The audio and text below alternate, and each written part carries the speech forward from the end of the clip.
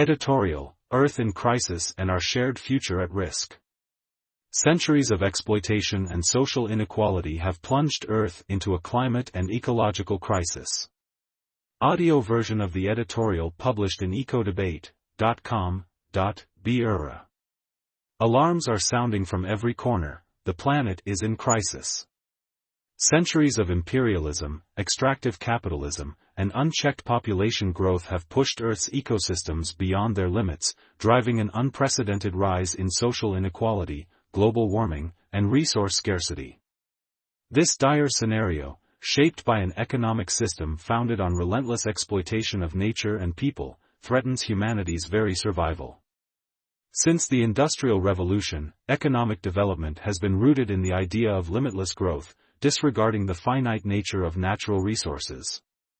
This short-sighted vision fueled environmental destruction and entrenched a pattern of inequality that persists today.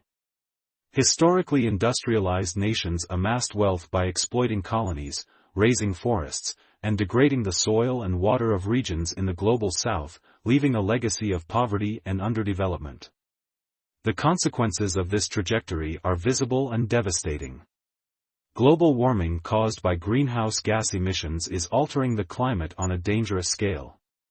Severe droughts, catastrophic floods, and extreme heat waves already affect millions of people, especially those in vulnerable situations.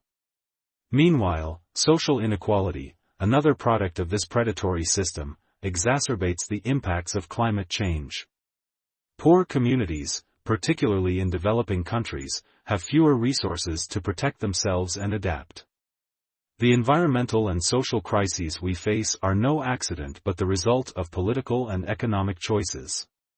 Persisting with the current model, which prioritizes the profit of a few over collective well-being, is digging the abyss that separates us from a sustainable future even deeper.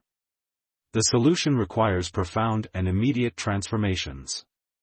Governments, businesses, and citizens must take concrete actions to mitigate the damage already done and prevent greater collapses. The transition to a regenerative, post-growth economy is imperative. We must prioritize clean energy sources, reduce excessive consumption, and ensure climate justice, giving the most affected populations the voice and resources needed to face these challenges. Furthermore, it is essential to reassess the relationship between population growth and sustainability. While population growth is often cited as a cause of the crisis, the central issue lies in the disproportionate consumption of wealthy nations. Resource redistribution, combined with ethical and respectful family planning policies, can help balance global demands. The crisis we face is also an opportunity to reimagine humanity in harmony with the planet. Reversing centuries of exploitation requires courage, cooperation, and an unwavering commitment to equity and sustainability. The future is in our hands, whether we have the determination to save it remains to be seen. Earth cannot wait. Neither can we. Enrique Cortez, journalist and environmentalist, editor of EcoDebate. This was the edition about the socio-environmental crisis. We hope to see you again in the next edition. See you soon.